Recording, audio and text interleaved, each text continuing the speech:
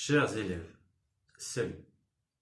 Dans le cadre de la production du cours de télémétis, je suis très heureux de vous présenter cette leçon qui concerne la deuxième année du cycle secondaire collégial.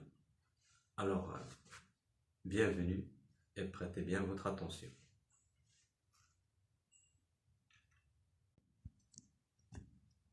Pour démarrer la leçon, nous allons faire un petit rappel concernant l'étape de la structure d'une pièce de théâtre étudiée lors de la séquence 3. Quelle est cette étape?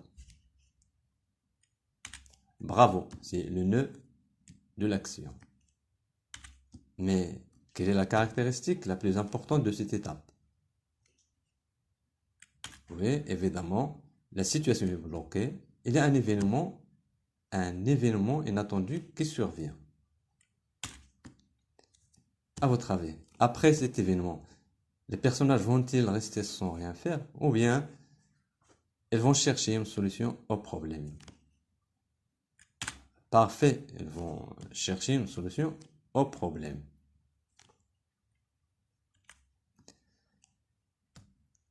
Comme vous le remarquez, c'est la troisième étape de la structure de la pièce de théâtre. À votre avis, savez-vous comment elle s'appelle? Bien, les péripéties. Et c'est justement le titre de la leçon aujourd'hui. L'objectif en est identifier les péripéties dans une pièce de théâtre. Je vous présente maintenant le texte support à étudier. Acte 1, scène, plutôt acte 2, scène 1. Comme vous allez remarquer, il y a des mots écrits en bleu. Nous allons les expliquer. Aperçoit, voit, espoir. Quelque chose de positif qu'on attend dans l'avenir. Et c'est un sentiment. Rebroussant. Rebrousser, c'est revenir en arrière. Accueillir, c'est recevoir quelqu'un chez soi. Dévorer, c'est manger. Maintenant, lisons le texte. La scène se passe dans la forêt. Les 5 frères cherchent leur chemin. Le petit poussé aperçoit au loin une lumière. Le petit poussé. Mes frères, j'ai aperçu une lumière au loin. Ne perdez pas courage. Frère 1. Ne nous donne pas de faux espoirs.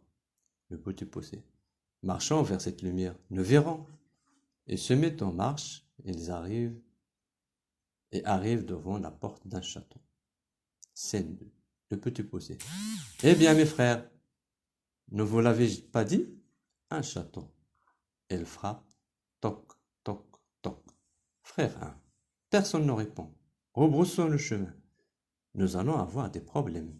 Le petit poussé. Chut, j'entendis pas. La porte s'ouvre, une femme apparaît. La femme de Loga. Qui êtes-vous? Frère 1.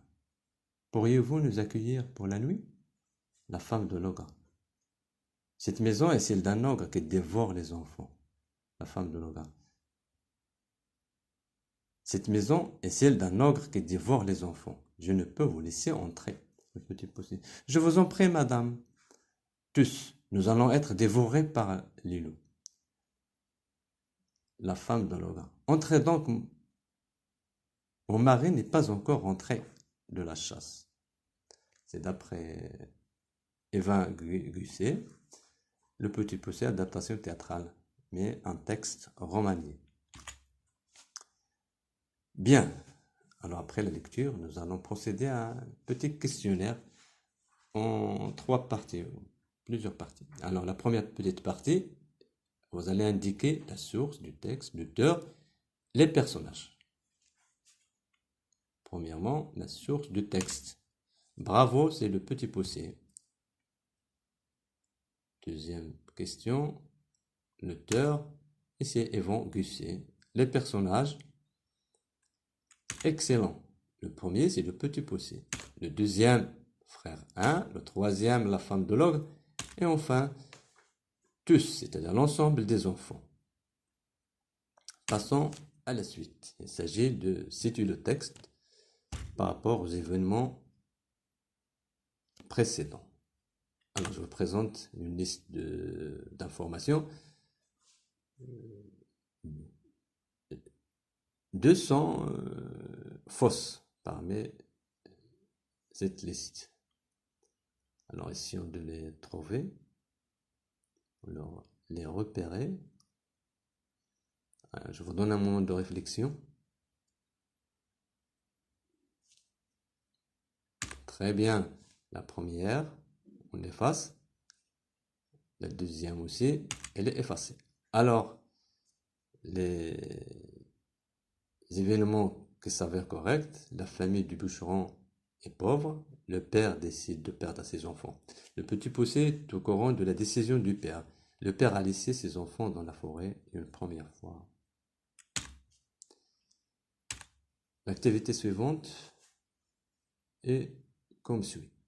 Il s'agit donc de repérer les actions des personnages en choisissant la bonne réponse. La première question. Le petit poussé aperçoit la lune. Le petit poussé aperçoit une lumière. Alors, quelle est celle qui est juste? Bien, c'est celle-là. Oui, le petit poussé aperçoit une lumière. Deuxième question. Évidemment, c'est les enfants marchent vers cette lumière. Troisièmement, c'est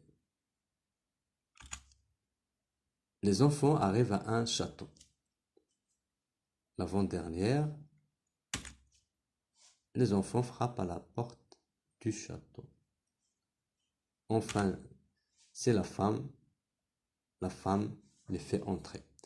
Après avoir opéré ces actions, on se demande pourquoi les personnages ont entamé toutes ces actions. Il y a deux propositions. Alors, pour jouer, c'est une occasion. Pour réaliser un but, retourner à la maison. Alors, laquelle, d'après vous, est correcte? Excellent. C'est pour réaliser un but, retourner à la maison. Bien. Alors maintenant, nous allons faire un petit récapitulatif sous forme de synthèse en répondant aux questions suivantes et en complétant les vides, c'est-à-dire les blancs représentent les vides. La péripétie est, d'après vous, quoi? Oui, action ou un événement effectué par un personnage pour arriver à quoi, à votre avis? Pour arriver à un but. Et maintenant, c'est l'ordre de cette étape dans la pièce. C'est la péripétie, c'est la troisième étape. On cherche maintenant sa place. Elle se place au milieu de la pièce. Très bien. Alors, il y a une autre caractéristique très importante, c'est qu'on répond aux questions. Que fait-on? Dans quel but? Donc, à vous de donner deux exemples d'après ce que vous avez étudié précédemment.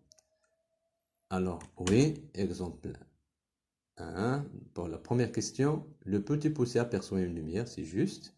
Les enfants arrivent à un château. Très bien. Alors, la deuxième question, dans quel but? Oui, retourner à la maison. Bon travail.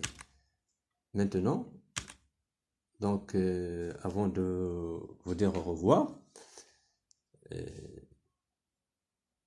je vous invite à transcrire l'activité précédente, c'est-à-dire la synthèse, comme trace écrite sur vos cahiers, et faire cette activité de prolongement chez vous.